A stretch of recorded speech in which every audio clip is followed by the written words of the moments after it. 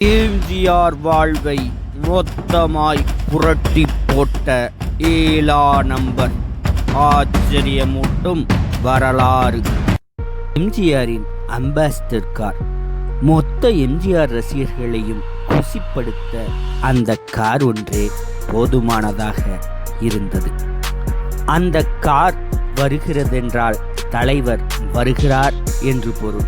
அதன் எண் 4777, அதன் கூட்டுத்தொகை 7.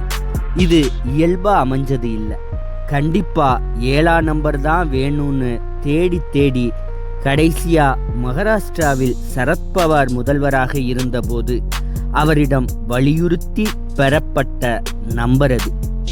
7 என்ற எண்ணின் மீது எம்ஜிஆருக்கு இத்தனை பிணைப்பு வர காரணம் உண்டு.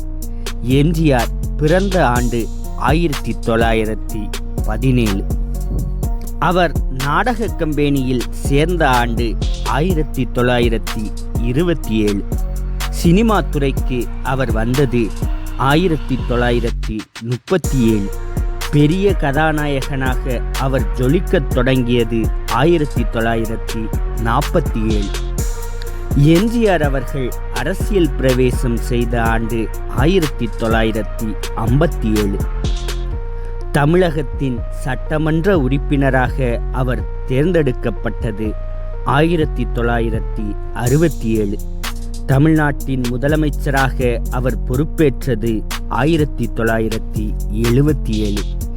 கடைசியாய் அவர் இறந்து போனது 1987. எம்ஜிஆருக்கும் 7ஆம் நம்பருக்கும் அப்படி ஒரு பொருத்தம்.